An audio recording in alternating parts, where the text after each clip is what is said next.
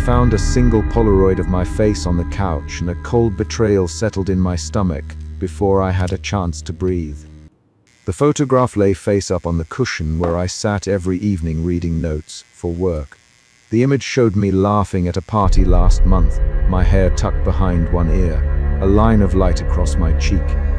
I touched the corner of the photo with a finger and felt the instant lift of alarm. Betrayal pushed at the edges of my understanding and made me stand up without thinking. I walked through the living room, and the lamp over the table hummed as if it were the only sound that mattered. I called out, "Ethan." My voice was small. The hallway light near the door clicked on, and then Ethan appeared with his coat half on and his bag slung across one shoulder. He froze the second he saw me holding the Polaroid. "Where did you get that?" I said. The word came out too loud. Ethan's jaw tightened. He looked at the photo, then at me, then at the couch. His hand tightened on the strap of his bag like an anchor. "I don't know, Ethan." I found it on the couch," I said. "Someone has been inside the apartment." Ethan didn't answer directly. He rubbed the back of his neck and kept looking at the door. "Maybe you left it there yesterday at the party," he offered. His voice was even. He gave practical answers to practical questions and left the rest of the room empty. Suspicion arrived first. I felt it as a taste at the back of my throat and a tightening behind my ribs. I checked the couch cushions with my hands. I moved the lampshade with the side of my palm. Nothing else had been touched. The Polaroid was placed neatly, deliberately, at the center of the cushion. My stomach flipped when I noticed the white border of the photograph had a faint smudge of my lipstick on the edge.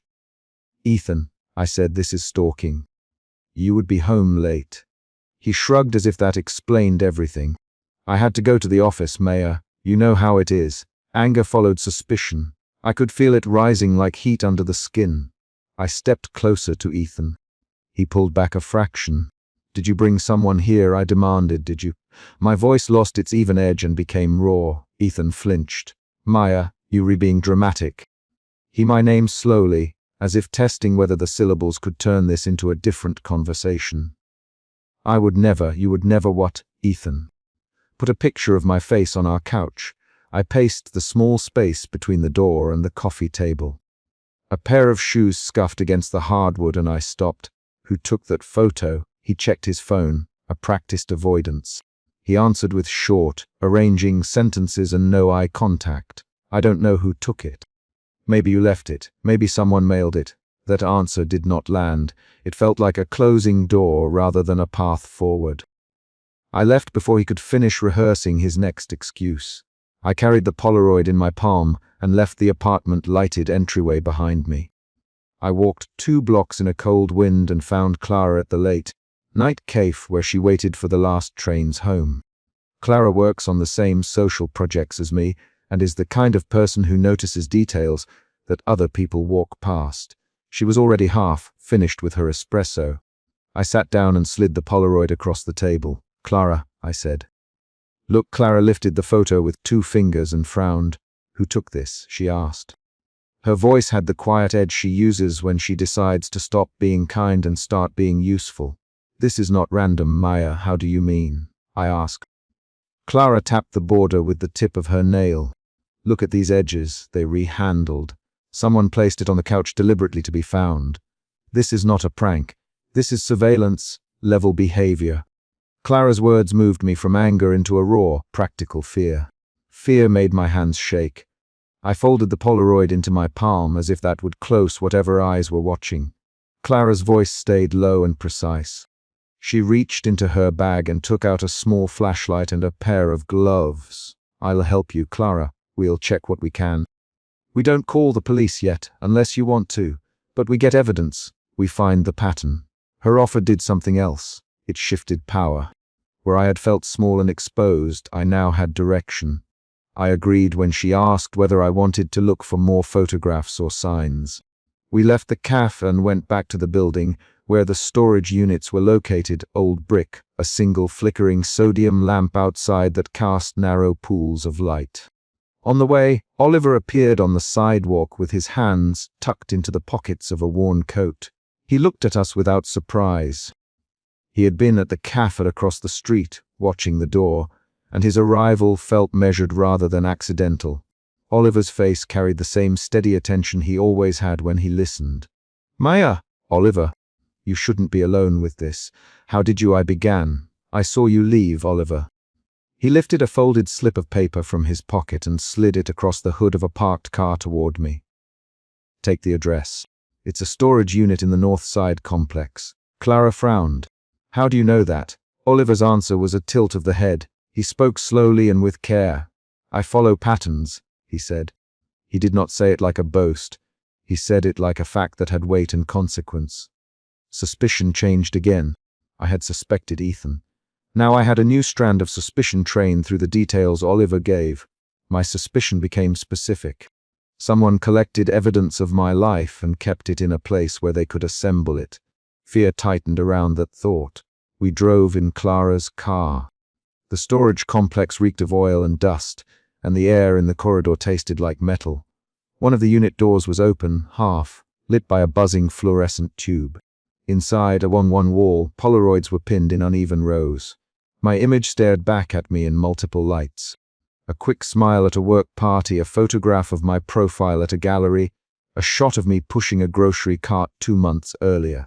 Notes were stuck beside some photos, handwritten phrases about dates, places, times. The presence of those notes shifted my suspicion into something uglier. A pattern became a plan. Clara stepped into the unit, her voice tight. "Someone has been following you, Maya." A sound at the doorway made us all turn. Ethan stood there, his coat half unbuttoned, his expression a mixture of hurt and calculation. He crossed the threshold without asking. "Maya, listen," Ethan began. "This isn't what you think." "No," I said, my voice cut. "Ethan, these are my photos." He looked at the wall, as if trying to find meaning in the arrangement. For the first time I registered a small, mechanical flash clipped to a shelf above the boxes, a cheap camera with a timer rigged inside a gap in the metal.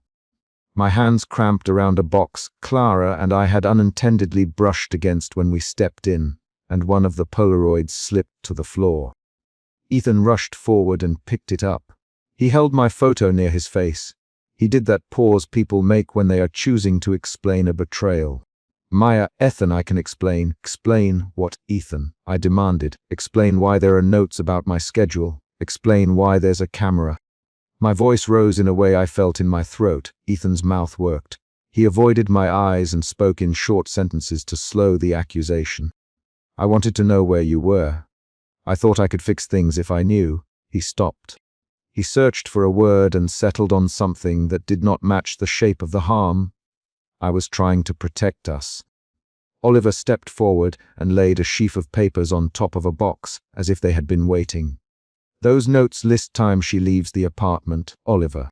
They list when she's at the studio, when she meets friends. That's not protection, Ethan. That's control." Ethan's face changed then. The controlled mask slipped for a beat, and what sat beneath looked smaller and brittle. He began a rapid exchange of words. "Maya, I didn't mean you can't do this. I was scared." The lines came faster and bubbled into each other. That quick flurry of explanation did not heal anything. Instead, it made us all move faster toward a confrontation that had been waiting in the room.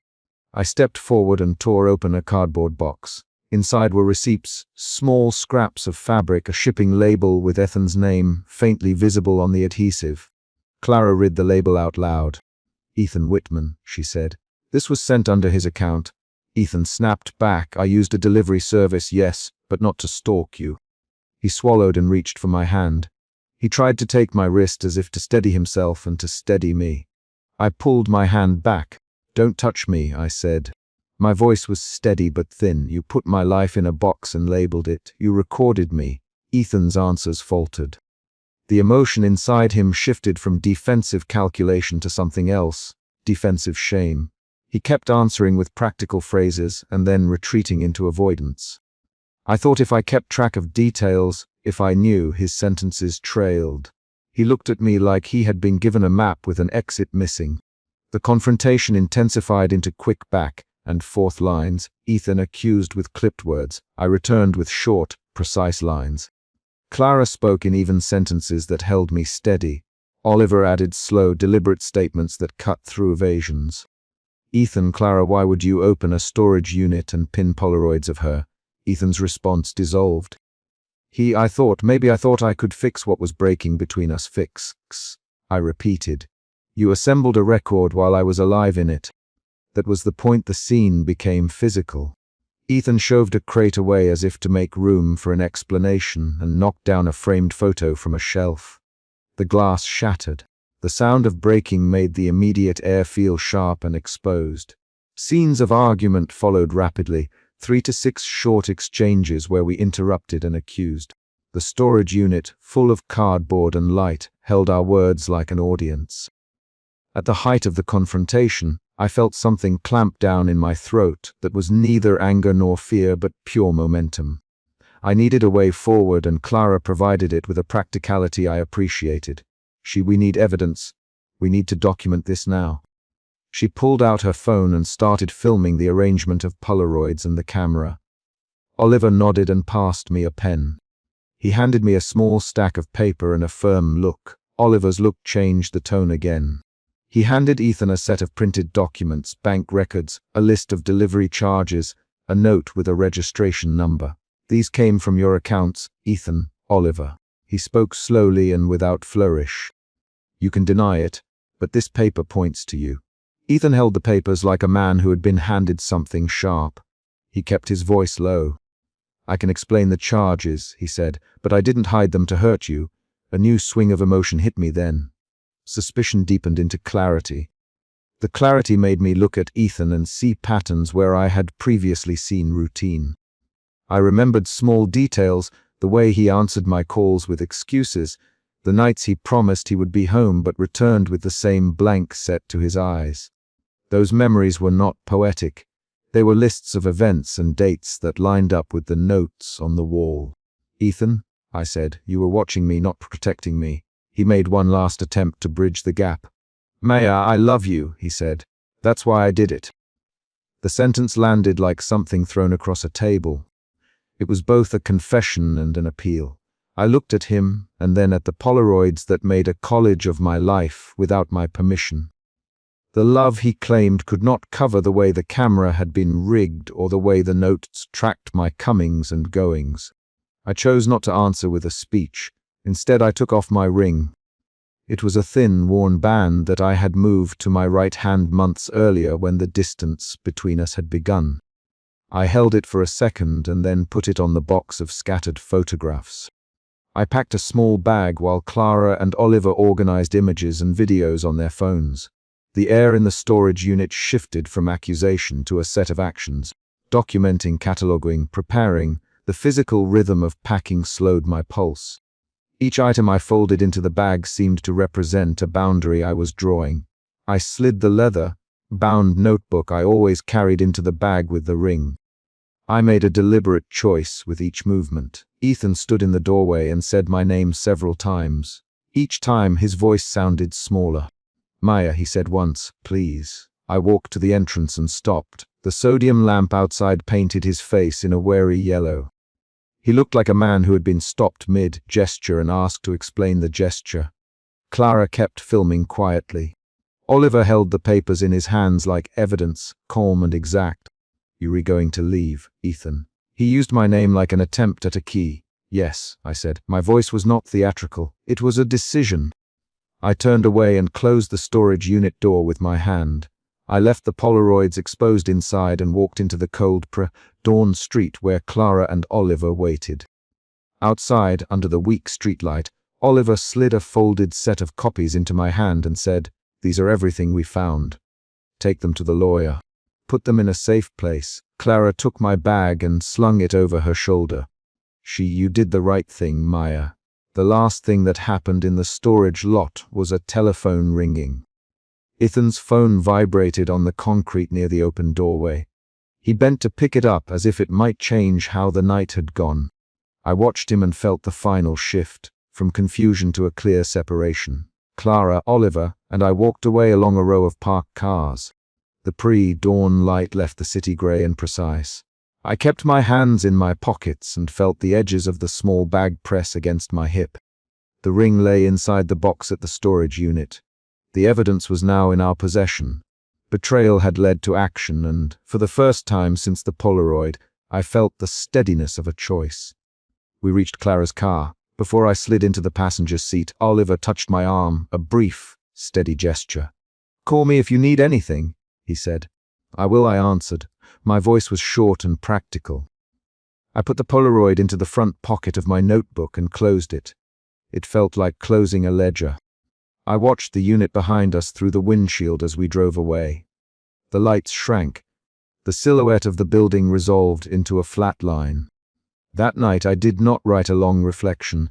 I catalogued dates, names, and receipts into my notebook. I called the lawyer Oliver recommended and left a message with the assistant. I described specific events, the Polaroids, the camera, the notes.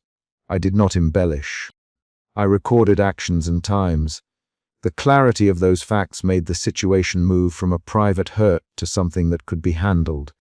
In the hours that followed, my emotions altered in small, concrete ways. Suspicion had turned to anger. Anger had become fear. Fear changed into resolve once the evidence was in my hands. Each shift was accompanied by a physical action: folding a photograph, dialing a number, removing the ring. I measured my movements like a map.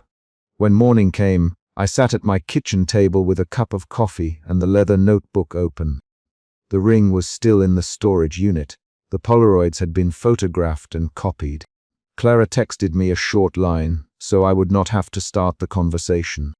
We did the right thing. Oliver sent a message with a single file attached, bank statements with matching deliveries. Ethan did not call that morning. The chapter closed with a single, concrete event. I locked my apartment door, slid the deadbolt, and left a note on the table that read simply, "I am staying elsewhere for now." I did not add a flourish. I folded the note and left it where Ethan would find it.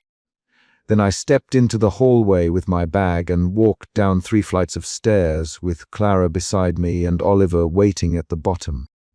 The echo of our steps in the stairwell matched the certainty of what I had done. I had turned a discovery into evidence, and in doing so I had stepped away from a life that had been monitored and repurposed without my consent. I walked out into the street with the Polaroid recorded and the box behind me. The storage unit door closed behind us with a finality that was not theatrical but factual. The decision had been made. The doorman handed me a white envelope before I could set my bag down. He nothing, his forehead creased, and his gloved hand pushed the envelope across my palms. I did not open it in the lobby. I followed him upstairs, shoes scuffing the marble, because the envelope felt urgent in my fingers. Suspicion sat at the base of my throat the whole way up. It curved every choice I made that night. The apartment door stood ajar when I reached it. Light spilled between the frame and the hallway in a narrow bar. I stepped over the threshold and saw the ring first.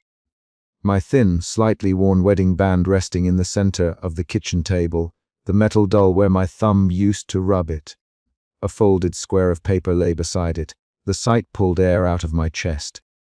I remember the Polaroid on the couch from the other night, and how cold that looked against the cushions. Now the ring made that cold feel deliberate. "Did you leave this?" I asked before I thought. My voice came out flat. The doorman cleared his throat in the hallway behind me. My hand hovered above the ring.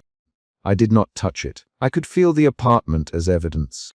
The kettle on the stove still warm, the coat rack with 2 jackets side by side, the mug with a dried ring of coffee.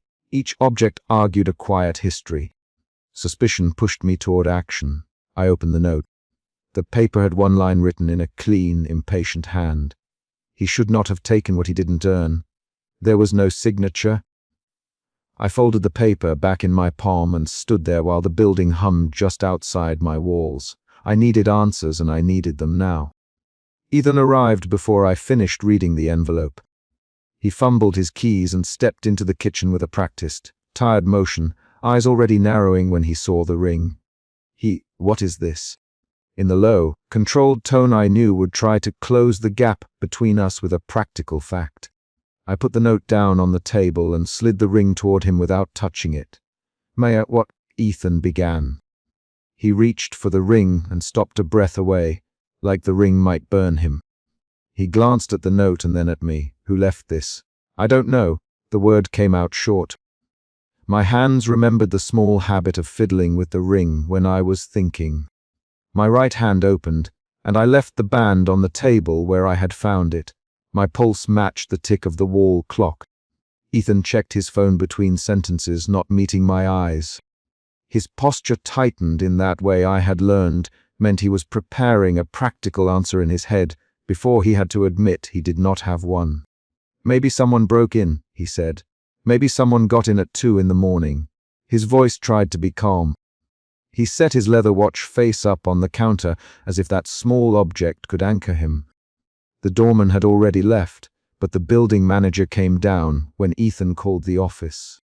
I went with them to the manager's small room, the CRUT monitor humming blue. Oliver arrived 2 minutes after us. He had been in the lobby when the doorman found me, and he offered to help. He stood in the doorway with his coat collar up, hands tucked into the pockets of that well-worn leather coat. His eyes were steady. I noticed the fountain pen-shaped silhouette of a pen in his inner pocket, and then tried to push the thought away. In the manager's office, we watched the footage. The timestamp read 2:07 am. The camera grain picked up a figure in a long coat slipping through the foyer, moving like someone who knew the elevator's quiet hum. The figure's face stayed hidden in shadow. The coat pocket glinted for a second, a metallic shape that looked like a pen head.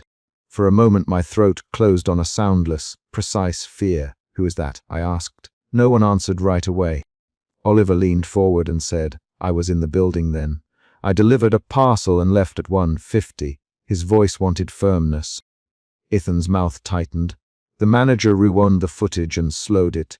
The shadowed hand brushed the kitchen knob with the ease of someone who had had keys. My suspicion shifted into a sharper, angrier edge. Oliver, I said, you were in the building. I was, he said. He kept his hands visible on the desk. I didn't go into your apartment. Ethan's jaw set. He snapped. So who did, Maya? Who left your ring? My name in that way that made the room feel smaller. His voice rose. The manager clicked through more footage. A narrow hall camera showed a silhouette crossing the corridor toward my door, the same metallic glint at the chest pocket. You checked the cameras? I asked Oliver. My fingers found the edge of the chair. I had to feel something solid. You were near the cameras. I checked nothing, Oliver. The doorman called me because he knows I can make sense of neighborhood comings and goings. He turned his hands palms up. I suggested we look. I suggested staying to see if anyone came back. His voice was steady, measured. He tilted his head, listening. I could see his laugh lines crease. It was an honest face. But honest faces can hide deliberate moves. Ethan stepped closer to Oliver. The air between the men narrowed like a hallway. Why would you be in the building that late? Ethan demanded. Why that pen? You carry that pen all the time, don't you? Oliver's reply was soft. I do. Then why were you at my door, Ethan? His hand brushed the phone in his pocket as if to check time, messages, evidence. You were not being straight. They traded short lines, quick and staccato. Ethan, calm, I said, and the word was softer than I felt. Calm. Ethan snapped. Maya, your wedding band is mine to decide about, I said. Ethan, stop. Oliver, I did not enter. Oliver, I left the lobby. Then who did? I asked. The manager rewound footage again. A door click registered at 2:02 am, but the angle didn't show the foyer clearly. The pen-shaped glint filled the frame for one heart-thumping second. Suspicion slid toward accusation. My fingers tightened on the note in my pocket until the fold creased. Oliver volunteered to check the hallways and the stairwell. He walked through the apartment with a careful eye, moving his hand across the backs of chairs and under cushions. Ethan watched him with a kind of coiled attention, the type that turns ordinary rooms into interrogations. I followed each of them. My chest felt like it had to decide between two kinds of fright. The fear that someone had been inside while we slept, and the fear that the person might still be close by. At Oliver's bookshop later that night, under the lamplight spilling through glass, he admitted he had been in the building earlier to find a book he had ordered. He left when the doorman saw him. If I believed him. I told him I did not know. Then you should have asked the doorman directly, he said. He saw me.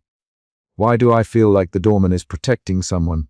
I asked. My voice was thin. The word protecting had weight because it suggested a choice being made for me. Oliver looked at me and said, "Who do you think would take the ring, Maya?" "I don't know," I said. The Polaroid came back into my head. My laughter in a living room, my hair tucked behind one ear. That photograph had felt like a private proof of something I had already suspected. Now the ring was evidence of a different intentionality. Someone cataloging what belonged to me. We returned to my apartment because the manager had found another clip. Footage from a month earlier where a shadow lingered at my door for a full minute, then moved away. The manager's voice went flat. We didn't notice before. Ethan's shoulders slumped. He ran a hand through his hair and then checked his watch again. "Why didn't you tell me earlier?" I asked him. My voice had a brittle edge. "I didn't know," he said. "I had meetings." "I saw the footage now like you did." The argument escalated. Words that had been waiting in the gaps of our marriage rushed into full sentences. Ethan accused me of turning every small worry into drama. I accused him of avoiding responsibility. Oliver tried to mediate, saying we should call the police and file a report. He spoke with deliberate clarity. The accusation that pinned hardest was not just that someone had been in the apartment, but that someone close to us might have been watching. "Answer me, Oliver." Ethan, and his voice was low and tight. "Did you ever remove the ring?" "No." "Oliver, I have never taken anything from your apartment, Maya." "You keep saying that." Ethan shot back. "You keep saying you were there for deliveries. You have my word." Oliver's face did not shift. "If you want proof, call the shop. Ask my supplier." The words hit the room like small stones. I watched Ethan's chin lift and fall. He moved toward Oliver and the two men stood close, breath shallow. I stepped between them because I could feel the argument turning physical. My hands were the only cool thing in my chest. "Stop it." I said it sharp. "Both of you." The line worked for a second. Ethan and Oliver moved apart like springing fingers, but the tension did not leave. At midnight, when neither man would relent, the fight changed. Ethan lunged at Oliver once, hands fast. Oliver met him with equal force. I grabbed at Ethan's sleeve, pulling him back. "Ethan, stop!" I yelled, and the word carried through the apartment like a thrown object. The manager tried to hold the door open. The doorman's keys clacked in the hallway. My voice shook. There were 3 to 6 rapid exchanges of sharp lines between Ethan and Oliver as their anger slid into something more dangerous. "Stay away from her!" "Ethan, I will not be accused," Oliver replied. "You think you get to decide that?" Ethan shot back. "You're either one avoiding questions, Oliver." "Don't you dare!" Ethan lunged again. "Get off him!" I screamed and grabbed at both men. My fingers were at Ethan's collar and the back of Oliver's jacket at once. The action was clumsy. The apartment became a small, violent tide. Glass chimed on the table where the mug had been. The ring slid once across the wood and stopped on the table's edge. In the middle of the scuffle, my laptop lit up on the coffee table with a feed I had not opened. An account logged into a hidden surveillance folder. Months of clips lined up in a list. The thumbnail images showed me in the kitchen at breakfast. Me folding laundry, me sitting on the couch reading, me laughing at a party. My stomach folded into something sharp and small. The discovery changed the scene more than any body could. I pushed through the men and sat at the coffee table. My hands moved to the trackpad and opened the first clip. It played my voice at 9 in the morning, the exact sound of me reading a grocery list. The camera had been placed behind a potted plant facing the couch. Another clip showed my bathroom in the morning light. The surveillance did not feel like curiosity. It felt like a careful construction of my life. "Who has access to this?" I asked. My voice was dry. Ethan looked pale. Oliver's jaw tightened. The manager swallowed. No immediate answer appeared. I felt the chapter's emotional center shift. Suspicion had become a direct fear. My hands trembled so that the laptop cursor jittered. Tears pricked, but I did not cry yet. I needed more concrete facts. "Who set this up?" I demanded. The sentence was short, precise. I spoke like I was listing an item for evidence. "Ethan, I didn't." "You checked his files." Oliver, then, not looking at Ethan. He owns a company that does remote monitoring systems. Ethan, don't you have access to client databases? Ethan slammed his palm against the table. No, you might, Oliver. Not necessarily the same account, but you have the technical reach. You re-accusing me? Ethan's words rushed. He looked furious and hurt in a single mixture. Maya, is that what you believe? The moment pulled at me. I could feel doubt enter like a new room. Did Ethan have the technical means? Did he have motive to keep distance and watch? Or was someone else building this evidence against us both? The laptop filled the space between us with undeniable proof. The emotion in me pivoted again. Anger toward whoever had catalogued my life and a cold calculation that I must leave the apartment to keep myself safe. I moved deliberately. I packed a small bag from the bedroom, a change of clothes, my leather-bound notebook, my simple gold necklace. I left out toiletries because the movement had to be quick. My hands were steady. I slid my slightly worn wedding band off my finger and set it on the table in its place of discovery. I did not look at Ethan when I did it. The ring's metal clicked once against the wood and lay still. Ethan tried to reach for me. Maya, don't, I can't stay, I said. The sentence was a choice made palpable by my actions. I zipped the bag. I put my small hoop earrings in a pocket. Oliver stepped forward and said, I'll come with you. You shouldn't be alone. His tone was plain and certain. No, I said to Oliver, not tonight. The refusal felt like a decision burned into something firm. I opened the apartment door and turned the deadbolt behind me. The stairwell smelled like cleaning solution and old plaster. Ethan did not follow. He remained framed in the doorway, shoulders thick with a question I couldn't answer. Outside on the sidewalk, I let air hit my face. I had a small bag, a coat thrown over my arm, and the memory of months of clips. The street lamp painted a pool of pale light on the pavement. Oliver stood across the road, hands in his pockets, eyes on me. Ethan watched from the apartment doorway, held by whatever kept him from following. I put one foot forward and then stopped when I felt a faint, mechanical click in my coat pocket. I froze and reached in. My fingers brushed metal. I did not move it. The click had the shape of a tiny device, a sound like a switch. I let the street noise wash over it and swallowed. The fear that had driven me out of the apartment tightened into a practical plan. I would not touch the object yet. I needed to know what it was. My decision in that moment was concrete. Do not pick it up, get help, keep distance. The doorman called my name from the building entrance. Ethan's voice carried, low and raw, Maya. Oliver shifted on the sidewalk. The concrete choices of the night sat with me like weights. The ring left on the table, the laptop filled with footage, two men who both claimed truth, and a device clicking in my pocket. I stared at the light in my palm and felt how quickly suspicion had morphed into fear and then into a cold determination to protect myself. I took one step back from the building, leaving the ring where I had placed it.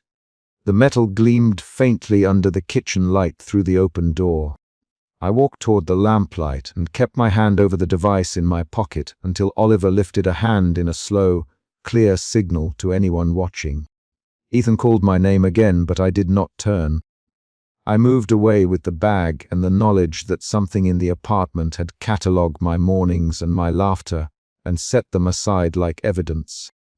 The click in my pocket reminded me the danger might still be attached to my coat. I stopped at the curb and waited for Oliver to cross, for Ethan to decide, for the city to supply the next fact. A cold wind slid along the street. I held the bag tighter. The ring remained on the table inside, a small finished sentence to the evening's immediate drama. I had left it there as a test, as a boundary. The streetlight threw a narrow circle of gold on the sidewalk. The metallic click in my pocket made me freeze again. I did not know yet if I would pick up the device, if I would call the manager or the police, or if I would let Ethan talk while I listened. For now, I stood outside with a small bag and a heavier certainty. Someone had been watching me, and the question of who had moved from suspicion into the center of the room where accusations could be thrown and evidence demanded. I kept my hand on the coat and waited for the next action to arrive. I opened the door to find Ethan stuffing a duffel into the hallway closet. Betrayal hit before I could speak. His jaw tightened, his hands moved faster, and a hotel key poked out of a jacket pocket he was shoving behind his back. "Ethan," I said, and the duffel made a small, dry thunk against the closet shelf. His eyes flicked to me, then away. He did not ask me to come in. The hall light hummed over our heads, and the building smelled of night air and cleaning solvent. I stepped across the threshold with my bag still in my hand. I needed to know what this was, not to sit with a feeling but to force an answer into the open. The first motion I made was to set my bag on the living room chair. The zipper scraped the leather and made both of us look up. "Why are you packing?" I asked. "Why now?" Ethan closed the closet door with his shoulder and turned. He kept his voice small and practical. "I have a trip tomorrow," he said. "I thought it would be better if I left tonight." The sentence was meant to smooth the moment. It did not. He wore the neat blue shirt he always wore to meetings, cuffs still buttoned. He checked the hallway camera feed on his phone without explanation. My hands found his jacket on the arm of a chair. I pulled it open and found a folded receipt and a small brass key. The receipt was for a boutique on March 17th. The hotel key had a room number printed faintly along one edge. A simple physical proof rearranged the soft pattern of excuses into a new shape. I held them up. "What is this?" I said. Ethan's face hardened in a way I had seen once, years earlier, when I asked him to read the emails on my computer, and he refused. "Work things came up," he said. "I told you I needed space." He shrugged as if a shrug could erase the slick hotel key and the receipt. "I wasn't hiding anything important, Maya." "It's not what you think." His voice was controlled. He walked around the coffee table to stand an arm's length away and did not touch me. Suspicion tightened my jaw. I remembered the Polaroid on the couch from a week before. The photo had shown me at a party, hair tucked behind my ear, laughing at something Ethan had said. I had brushed it off then as a small mistake. Now the photograph's presence made sense again in a different way. "You left that Polaroid on purpose," I said. "Why would you do that?" Ethan's fingers fumbled at a cufflink. "I didn't put it there," he said. He looked like a man trained to avoid small wars. "Maybe Anna did. She means well, but she meddles sometimes." He named my colleague as if naming could close the wound. His answer shifted my suspicion into anger. "Anna," I repeated. "So now Anna's putting pictures on my couch and you pick up a hotel key and it all lines up." I set the receipt on the coffee table. The paper made a sound against the wood and both of us watched it. The house felt too loud in that one small scraping noise. "You love me at breakfast on Tuesday," I said. You chewed toast and looked at your phone while saying it. "What is that if not a choice?" "Maya, stop," he said. "Stop making this into a thing." His voice steadied in a way that had once calmed an argument by redirecting it. "I am not doing anything wrong. I have duties. I can't be around for every dinner." You know that he stepped back and leaned his palm flat on the door jamb, a small blockade between us and the hall. Oliver's name came to me as a thought and then as an action I could take. I told him to stay where he was and went for my coat. I needed to get air and a witness and a different perspective than the practiced evasion across the room. I locked the apartment door behind me and walked down the stairwell 2 at a time until the lobby light hit the floor like a pool. The doorman looked up as I passed. "You are right, miss?" the doorman asked, and I heard the question as if it were a small rope handed across a gap. I told him Ethan was leaving, and he nodded without prying. Before I could get to the elevator, my phone buzzed. Anna had sent a blurred photo of Ethan outside a boutique, jacket over his arm, walking next to a woman whose face was not clear. Her text said only, "Saw this." I can send the whole thing. The image contained movement and a heel caught mid-step. It dragged my anger into a colder shape. I went to the cafe near the corner where Oliver liked to sit at a back table. He was there before I finished my coffee, hands wrapped around a ceramic mug. He watched me come in and did not ask where I had been. He tilted his head, the way he did when he listened to someone whose words he wanted to collect, not interrupt. "Sit down, Oliver. Tell me what happened." He used my name like a tool. I sat and put the receipt and the hotel key on the table. The paper left a damp ring on the wood where my hand had rested. Ethan was packing when I walked in, I said. He says it's work. There's a hotel key in his jacket. Anna sent me a photo. The Polaroid. I stopped. My voice made the last sentence sound thin.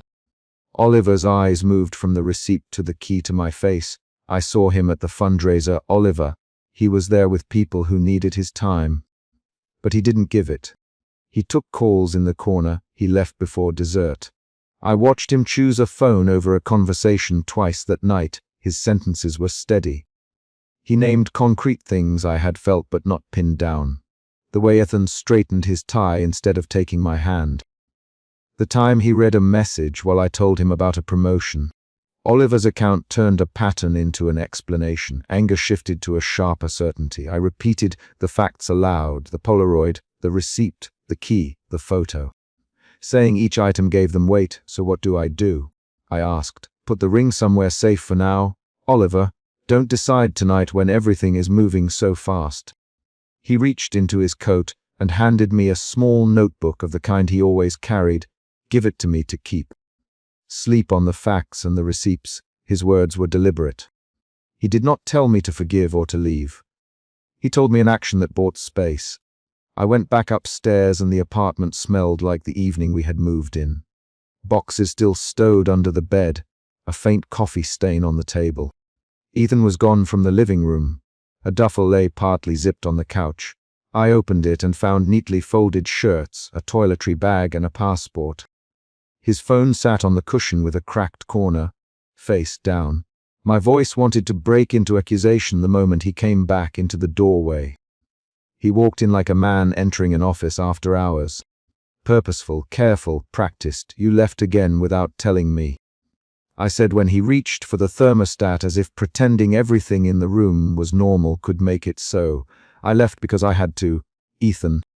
It's not simple, Maya. He removed his watch and put it on the table so I could see the leather band. The watch sat there like a small claim of identity. We can talk Saturday when I'm back. I have a call in the morning. He spoke like a man filling a schedule to close a gap. I opened the duffel and took out the items one by one and placed them on the couch like a line of small accusations. He watched as I put the passport down, then the shirts. Where were you on Sunday? I asked. Not at work. Your schedule has him traveling, but Anna's photo says otherwise. The receipt is for Sunday. The key. Ethan's mouth made a flat line. The avoidance shifted into a different tactic. A half-truth paired with a justification. I was at an off-site, he said. It was a client dinner. I told you I was tied up. He folded his arms and did not look at the shirts on the couch. You keep making this into something it's not. You are reading everything the wrong way, Maya. That Polaroid, don't say Anna did it, I said. Don't shift this. I kept my voice low so the neighbors would not hear the splinter now cutting through us. He swallowed and then looked at me with the same distant patience he'd used before when he corrected my route on a map. I backed toward the bedroom, my hands braced on the door frame. The ring on my finger felt like a coin I could throw away or keep. I remembered the envelope from 2 chapters ago, the white envelope the doorman had given me. I had not opened it then. I had carried it upstairs, feeling its weight, like something the building wanted me to hold. Now the envelope sat on the kitchen counter, and the memory of it changed the scene. It became an ordered step toward an answer. The next morning, Anna came to my desk and sat down without knocking. Maya, she said. I didn't mean to. Anna's voice stumbled. She held her phone like proof and like an apology. I saw Ethan with someone at the boutique. I texted you because I didn't know what to do. Her eyes darted to mine. She named the place and the time. Her action created a public mirror for the private corner I'd been living in. Why didn't you tell me in person? I asked. Why send a photo at 2 in the morning? My words were sharp. Anna looked at me and then at the screen. I thought you'd want to know.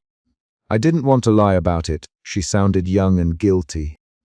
Her admission made the betrayal larger because it moved from a doubt in my head to something other people could point at. That afternoon, I followed Ethan to his office. The elevator doors closed behind me, and I rehearsed lines on the way up, questions that would require yards of fabric to cover the truth. I walked into the glass-walled boardroom while he was in a meeting. The room smelled of coffee and polished wood. The city showed itself in motion through the windows. "Ethan," I said, and my voice carried across the polished table. Heads turned. The assistant at the door looked startled and then bored. These were interruptions she was trained to smooth. Ethan excused himself quickly, the pretense of business slipping away as he approached. The quickness of his apology did not make the moment less sharp. We stood facing each other in a space that held witnesses. He tried to use practical language. "Maya, I can't do this here. It's complicated. We'll talk tonight." He looked at the assistant as if she could provide cover. Not now. The assistant's face was an even mask.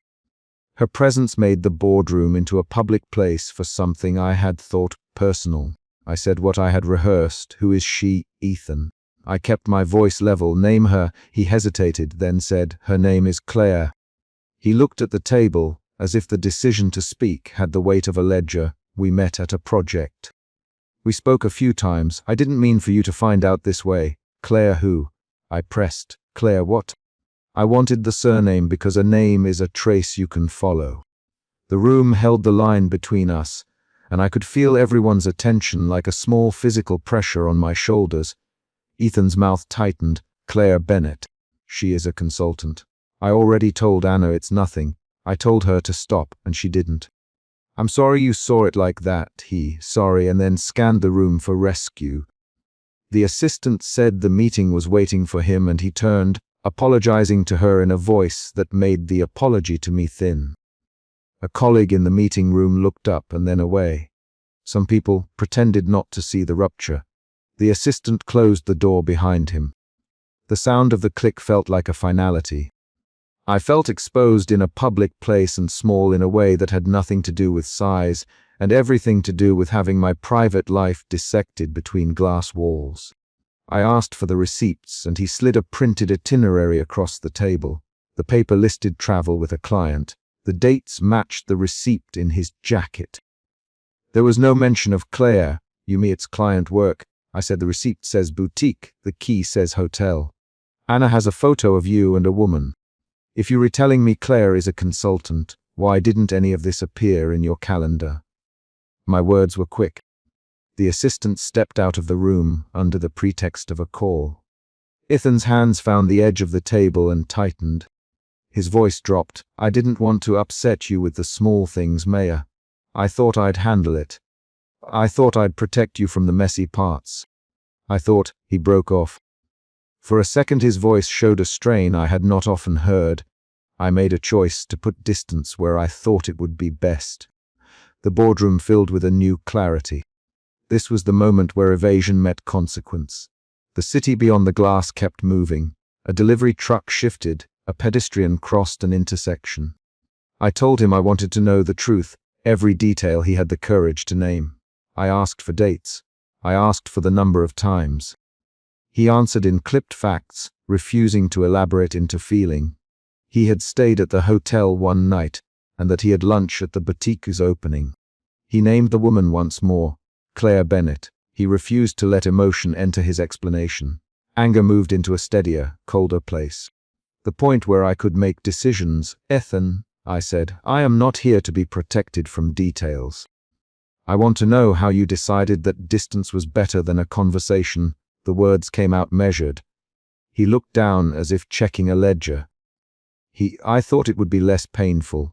I didn't want us to fight. I didn't want to make things worse at home." The sentence showed a motive that sounded protective in a alleged way, but that had carried the cost of absence for months. The assistant returned and held the door with an expression that said the meeting could no longer wait for the two of us. After the office, I went to my apartment and took the ring from my finger. My hand shook as I slid it off.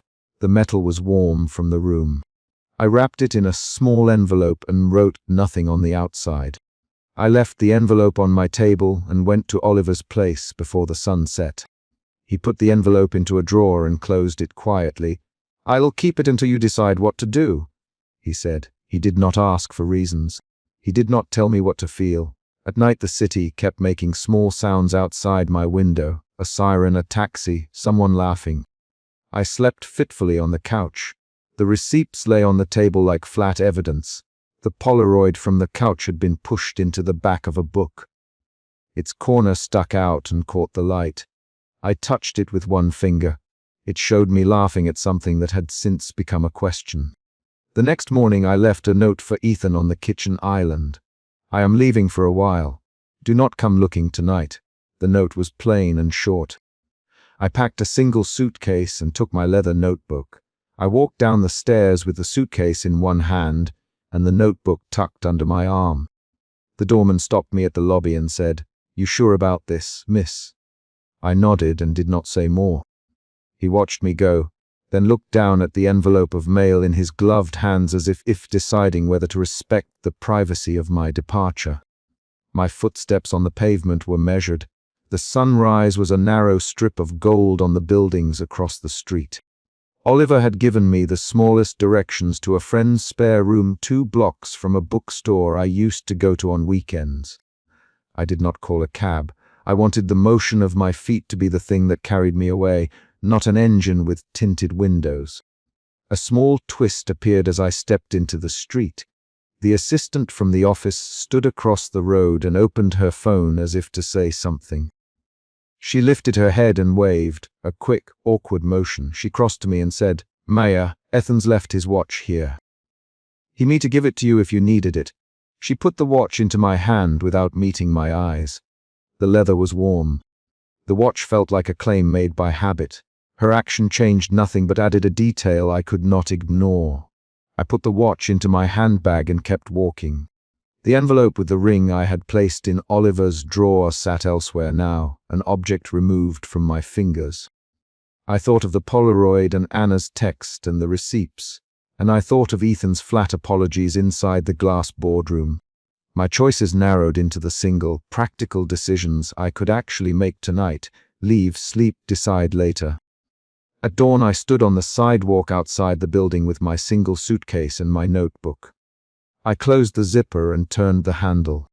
The building behind me went quiet except for the cleaning crew rattling carts. I took one step, then another.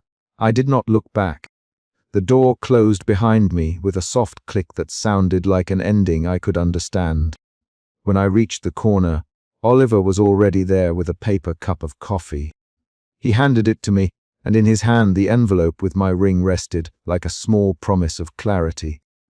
He did not say, "Good luck," or, "I'm sorry, you did the right thing to leave it where I can keep it safe." His words were concrete and offered neither judgment nor a plan.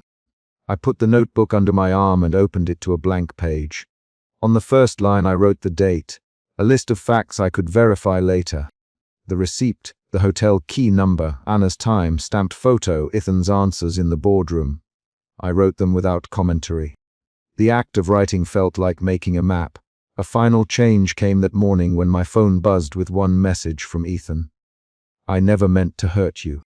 He had sent it at 5:28 a.m. The line was short. I stared at it and then deleted it without opening. Deleting the message was a small, precise action. It did not resolve anything, but it made one decision. I would not be pulled back into an instant by a sentence that had arrived in the same form as an excuse. I lifted the suitcase into the back of a taxi Oliver had flagged, then climbed in and sat with my notebook opened on my lap. The city moved past in blocks and storefronts. I watched windows open and stores set out chairs. The taxi took me away from the apartment door that had closed and toward a room paid for a week at a time. The motion felt neither triumphant nor tragic. It felt like the carrying out of one necessary choice among several. The envelope with the ring remained with Oliver. The Polaroid stayed in the back of the book on my shelf. The receipts sat in a folder I had labeled with a date. These were concrete things placed in known locations. Their arrangement let me act. At noon I called Anna and asked her to come by and collect a note. She came and sat down on my spare chair and looked at me without drama. "I'm sorry," she said. "I didn't know how else to tell you." Her words were small. In the hour before the sun went down on the day I left, I found myself tracing the small scar near my left eyebrow in the bathroom mirror. The scar caught the light and showed its pale line against my skin. I touched it and remembered a different argument with Ethan. One where he had refused to come with me to a doctor's appointment because it interrupted his schedule. That memory now fit with the receipts and the key, a pattern of decisions made for convenience. The chapter closed with a practical action. I pulled my suitcase through the quiet streets and into a room with one window and a chair. I placed my notebook on the table, and I wrote 3 questions I wanted answered by the time I considered returning. How many times, who else, and what he would change. The last line I wrote before sleep was not a resolution, but a list of facts I would phone about tomorrow. I lay down and listened to traffic far off and turned the page with my thumb. Dawn would decide the next step. I stumbled out of the bar, my cheeks wet, when a stranger pressed a folded Polaroid and a stamped hotel key into my hand and said, "You need to see this." Betrayal burned a clear line through me at the same time the cold air hit my face. My hands shook. I gripped the paper until the edge cut my skin. The Polaroid showed my laugh from a month ago, 2 drinks in, my hair tucked behind my ear. The same photograph I'd found once before on the couch. I said nothing. My voice broke before it started. Oliver's face was close enough to see the dry line at the corner of his mouth. He didn't smile. He held the hotel key flat between his thumb and forefinger, the stamped hotel's logo visible under the yellowed light. "This was in Ethan's pocket tonight," he said. "Someone left it where the doorman could find it." He gave it to me. Betrayal sat in my mouth like metal. I thought of the envelope the doorman had handed me earlier, the one I had carried upstairs without opening. I thought of the duffel I had found last chapter, the hotel key peeking from a jacket like a corner of a lie. I said, "Where did you get this?" And my words were small and sharp. Oliver pointed at his coat pocket and then at the street. He had been watching from the steps outside, he said. He had seen Ethan leave the building at 3:10 with a duffel and a knot of impatience in his shoulders. That sentence, Ethan leaving, changed the air between us from confusion to urgent need for answers. I followed Oliver's gaze back toward the building's neon sign and felt the floor tilt. We walked together toward the lobby. 2 floors up, the doorman stood where he always did, hands folded over the counter as if the night owed him nothing new. I thrust the Polaroid at him. "Did this come from Ethan tonight?" I asked. The doorman blinked and slid the photograph back into a protective sleeve like a man handling money. "He dropped something by the door," the doorman said. "A bag." He looked like he was in a hurry. His voice was low and measured. I heard the clock in the lobby tick between his words. A neighbor pushed past with a cigarette in her hand and stopped when she saw us. "I saw him leave, Maya," she said.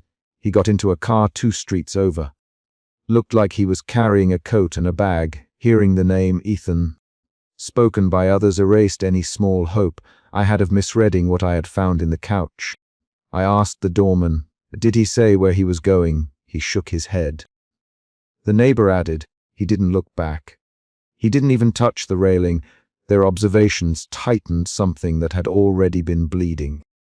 I felt the old ring under my finger, worn thin, moved to my right hand the week before, and I touched it without thinking. My fingers found the scar at my left eyebrow, as if searching for a map of what had already been broken. "Oliver, you shouldn't stay here tonight. Let me help you look for proof." His voice had deliberate clarity. He did not flatter. He offered his jacket as if covering someone from cold, not as a romantic reach. I could have refused. Instead, I took his hand for balance and let him lead me toward Ethan's office, 2 blocks away in the glass tower where he kept late hours. I told him the truth about the Polaroid I'd found on the couch weeks ago and the envelope the doorman had given me. I told him about the night I had opened the door to find Ethan stuffing a duffel into the closet. My sentences came in clipped facts. The past appeared as concrete objects, not memories, but things: a photograph, an envelope, a duffel, a hotel key. Oliver listened and nodded. He did not invent explanations. That steadiness moved me to action. We climbed the building stairs 2 at a time and reached Ethan's floor where the receptionist's desk was dark and slick. Oliver produced a slim, flat key from his coat. "I borrowed this from a friend of a friend," he said. He did not elaborate. I watched him work the lock, watched the way his fingers tilted the key with respect for mechanisms. The door opened with a soft click. Inside, Ethan's office smelled like his cologne, coffee and something citrusy that always made the chair feel colder. Desks stood in careful order. A lamp still burned at the far end, a single rectangle of yellow against black glass. Oliver moved with a light, almost surgical method. He checked drawers, moved the laptop's sleeve, opened the bottom left file cabinet, and slid out a small envelope labeled in Ethan's neat handwriting. My hands went numb as I read the hotel folio inside. Dates matched nights Ethan had excused himself at work. The folio listed a room, a sequence of charges, a name that was not mine. I turned the folio over in my hands. "Ethan," I said aloud, and my voice was flat. "You mean you were at the office those nights?" The paper in my hands did the work that words had failed to do.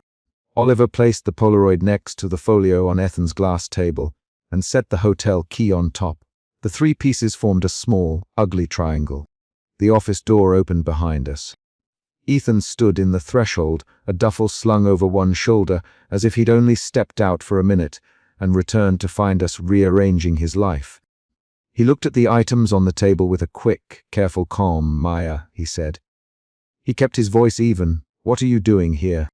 His hands moved toward his pockets as if looking for something to steady him. I said, "Ethan, whose name is on this folio?" My tone had a new sharpness to it, a refusal to be patient. Ethan's eyes narrowed.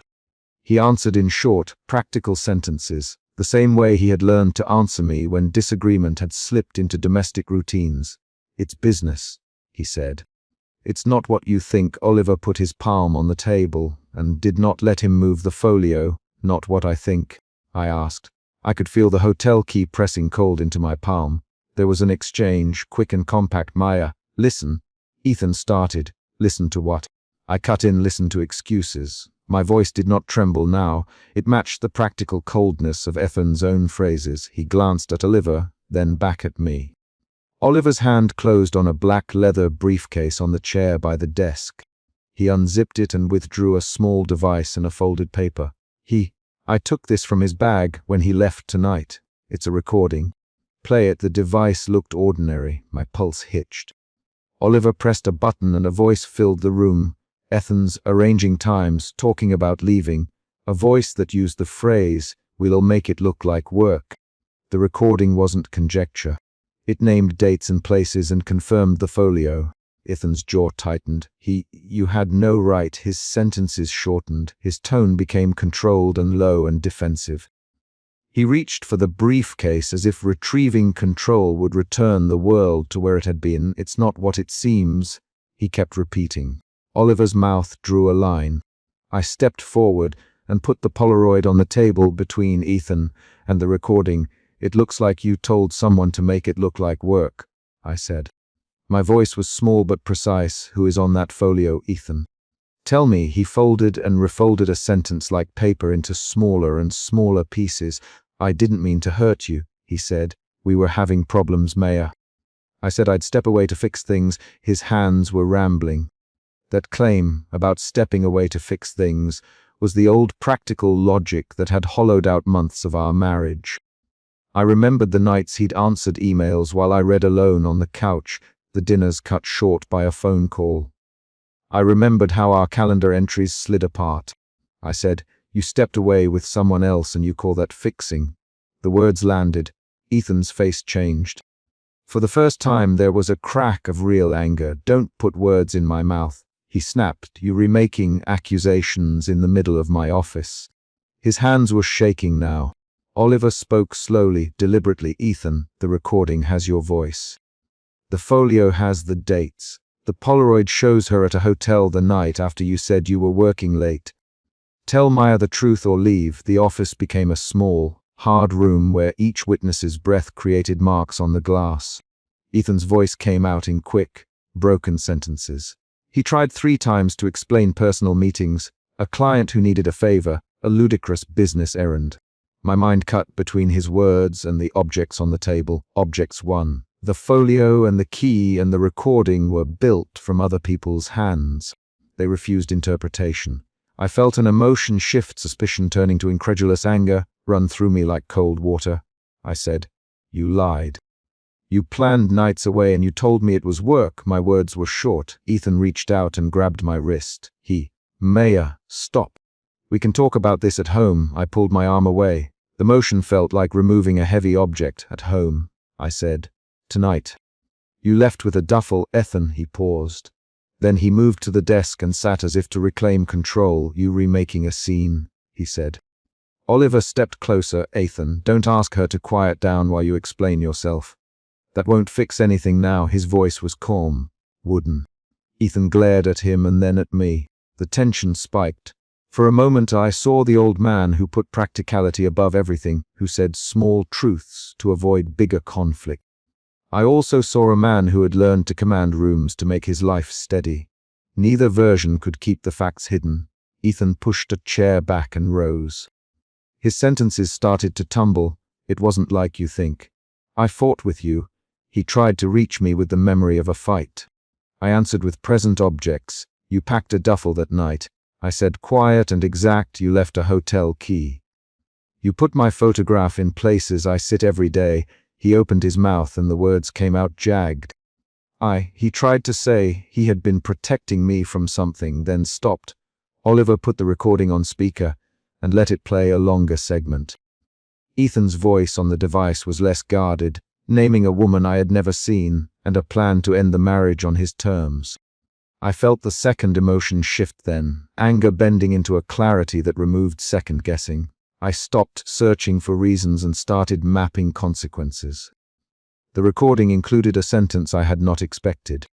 Ethan arranging to make the separation look like my decision, to cut ties cleanly, to shift blame to a phase of my life. Hearing him speak it out loud changed the past chapters I'd read between the lines. It was a twist that redefined earlier nights. The envelope in the lobby, the duffel in the closet, the Polaroid on the couch. Those hadn't been accidents or neglect. They were steps in an organized plan. Ethan lunged at the briefcase and yanked the device away. "Stop this," he said.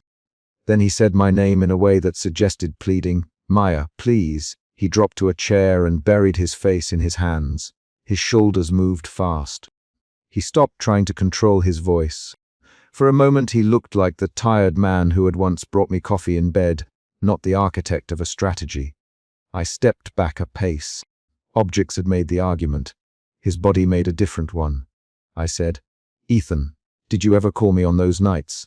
Did you ever tell me where you were?" He lifted his head and his eyes were flat. "No," he admitted. "I didn't want to drag you into whatever I had to handle." It would have made things worse. The sentence landed like a poor bridge. Promises of protection that were actually exclusion. I asked, "Who was she?" My voice was compressed into a single line. Ethan hesitated and then said a name I did not know. I had to force out the next question. "Did you love her?" He looked at me like someone who'd been caught lying about the shape of a river. He answered without theater. "It wasn't love like how you mean it. It was easier in the way that men call something easier, when they don't want to change the rest of their life." His phrase felt like an attempt at explanation, not defense. The room felt smaller when Ethan tried to rearrange causality. "Maya, we have problems. I tried to handle them without making them your burden." I said, "You chose secrecy, Ethan. You chose a hotel and plans. You wrote a folio and you discussed ending us like a business transaction, short sentences, concrete accusation." He stared at the Polaroid and then at the recording. In the quiet that followed, I heard the building hum through the glass. Oliver's hand touched my shoulder for a second. "We should go back and talk in the apartment," he said. "You're not alone right now." His gesture was spare and practical. The neighbor in the lobby had already called down once to ask if everything was all right. Outside in the street, a cab idled under the sodium lamp. The world beyond the office kept its routines. We left the office together. On the sidewalk, the night felt thin and sharp. Ethan followed us with a slow, unsteady gait, not yet making the decision to stop us or to come clean. I kept the folio in my bag like a small, ugly proof. Oliver and I walked faster. He did not touch me. He did not need to. The silence between us carried a kind of permission to breathe. Back at the apartment, I locked the door behind us and set my keys on the hallway table. The kitchen light was low. The apartment smelled like coffee and the faint metallic tang of a drawer left open. I put the Polaroid and the folio and the key on the kitchen table and sat down. The ring felt heavy on my finger. I twisted it until the metal rubbed the skin raw. Ethan came in after a few minutes. He stood in the doorway and watched the table where the objects lay arranged like a case file. "Maya, come sit down. Talk to me." He tried to take the chair opposite me. I did not move. "Ethan," I said, and my voice was steady enough to be sharp. I listened to the recording. I read the folio. I saw the key. "I am asking you to tell me what you planned." He exhaled once and then spoke quickly and then more slowly, as if searching for sentences that would not shatter everything further. "I wanted out," he said finally. "I thought if I made it look like you decided, you would be spared the fight. I thought it would be easier for you to leave when you chose it." His admission was direct and small. It was not the apology I'd wanted. It was a strategy explained. I didn't want you to drag me through the argument. I didn't want the slow erosion. I thought I could end it cleanly. He looked at me like a man who had found a map for an exit, but not the courage to open it. I stood up. My hands moved without thinking. I slid off the thin, worn ring and placed it in the center of the table. The metal hit the wood with a soft, decisive sound. My fingers trembled and then steadied. The ring was an object with a history of decisions. Setting it down was a physical act that completed something words had begun. "Ethan stood up too, Maya," he said. He stepped toward the table with his hand out as if to pick the ring back up. I did not stop him. Instead, I watched him. He hesitated with the ring in his eyes, as if deciding whether to pick it up for himself or to let it remain where it marked a choice. He did not touch it. He looked at me and said, "I didn't want to hurt you." The sentence was small and blunt. I answered with a concrete question. "Then why lie?" He couldn't meet my eyes. "I was afraid of hurting you more if I dragged you through the details," he said. His voice had the old controlled cadence, but cracks showed. I felt the final emotion shift then, clarity folding into resolve. I was not only angry or stunned. I was moving toward a decision rooted in small acts. Packing a bag, leaving a key, setting a folio in a drawer. Those acts had consequences. I spoke in short sentences. "You planned this," I said. "You arranged nights and gave me a script where I would be the one to walk away." "I thought I was saving you a longer fight," I said. "You were saving yourself work." "That is not the same thing." The words landed precise and clear. Ethan's face showed the moment when a man must choose between admitting the full scale of his choices and retreating into old defenses. "We can talk this out. We can see a counselor. We can—" He reached for ways to fix the present. I cut him off. "No," I said, "that isn't what I need tonight." My voice was small and flat. "I need you to acknowledge that you withheld the truth, and that you planned the end in a way that excluded me." He swallowed.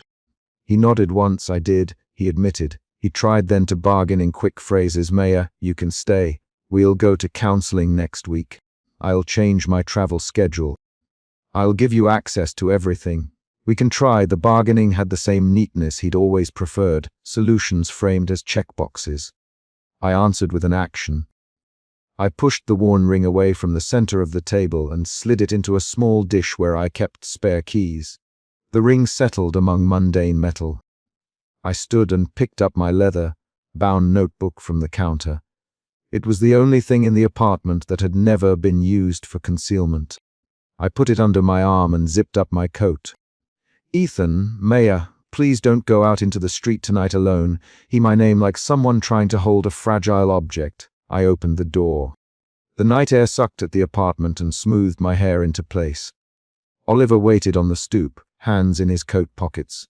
He did not meet Ethan's eyes. Ethan watched me take a step toward the stairs. I gave Ethan one last sentence. You were protecting me. You were protecting the convenience of your life." I did not shout. I did not plead. I closed the door behind me with a measured, decisive click. Outside under the golden streetlight, I walked without looking back. Oliver stayed a respectful distance behind. He did not say anything until we reached the corner, where the light leaned over the pavement like a thin yellow halo. "Do you want me to wait?" he asked. He spoke slowly, deliberate. His voice was soft and textured, as if measuring how much space a person might need. I stopped and looked at him. "No," I said, "not tonight." The sentence was short and exact. I held the leather-bound notebook to my chest, thumb on the spine. For a moment I thought of all the small moments that had added up to this. Calls answered in the other room, dinners shortened, a Polaroid placed on the couch. None of them were poetic, they were concrete choices. I had a new kind of clarity. Oliver nodded once and turned away like a man who had done the smallest possible act of mercy. "If you want anything," he said. "My number's in the case file I left with the doorman. Call me when you decide the next step." He offered it like a tool. I took the number and slid it into my notebook without ceremony. I walked until the street thinned and the pre-dawn light began to turn from amber to a pale blue. My fingers curled around the notebook. The ring lay on the kitchen table back in the apartment, a small, practical object marking an ending. I did not rehearse a speech for later, nor did I promise dramatic reinvention. I had a sequence of acts. The objects I had gathered, the recording that named his plan, the ring I had left on the table. Each one was a discrete, real thing that I could point to and say, "This is why." At the corner, a delivery truck idled and a driver checked his manifest. The world was continuing in small routines. I rode the bus for a few stops, and then walked across a park where the benches were still cold. I sat and opened the notebook for the first time that night. I wrote the date, then a line about the Polaroid, then the folio number. The pen made a steady scratch. I kept my sentences short and factual. Polaroid found on couch. Folio dates match nights Ethan was absent. Recording includes plan to stage separation. Writing made the facts less like a tide and more like a map. When the light fully shifted toward morning, I folded the notebook closed and stood. I did not know yet whether I would try to reconcile, whether I would file for separation, whether I would sell the apartment. Those were future choices, not now. Right now, the decision I had made was physical and immediate. I had taken the ring off and left it on the table. I had left the apartment and the man who had hidden things from me. I had kept evidence in a place where it could not be denied. I walked toward the station with a steady pace. In the station, commuters moved with their own agendas. A woman balanced 2 grocery bags and a child waved a half-eaten sandwich. The small ordinary scenes did not heal what I'd felt, but they grounded me. I kept my notebook closed and in my hands like a talisman of facts. At a red light, I paused and thought of Ethan's last words in the apartment, about protecting me by excluding me. I remembered how often he'd folded our life into practical solutions while allowing distance to grow. I also thought of Oliver. A stranger who had become a witness, who had not tried to replace anyone or offer easy fixes, only to hand me proof. He had moved the night forward without dramatics. Those 2 men stood as different kinds of actors in the same collapse. At the end of the walk, I looked down at my hands. They smelled faintly of coffee from the apartment and of the leather of the notebook. My fingers were neither trembling nor calm. They existed in a plain, steady register of someone who'd finished a task. The ring, thin, worn, warm with the shape of my finger, sat now in the apartment, bright against the wooden table. It was a consequence. It was not a speech. I made a small plan. I would call the doorman and ask him to keep the envelope safe. I would leave a copy of the recording with an attorney if I could. I would not decide about divorce that morning. I would, however, take steps founded on the concrete evidence I held. Those actions felt like the only honest way forward. At the corner where Oliver had turned away, a man walked his dog and a bus wheezed by. The city moved along. I folded my collar against the chill and walked into the pale day. I did not know whether the next chapters of my life would be quiet or loud, gradual or abrupt. I had taken away the thing that had stopped the questions from being asked, the secrecy, and left it on the table at home, a small metal band marking a choice. That was my end for the night, concrete finished and deliberately open to what came next. I put my hand in my coat pocket and felt for my keys. They were there. I turned my face into the light and walked on.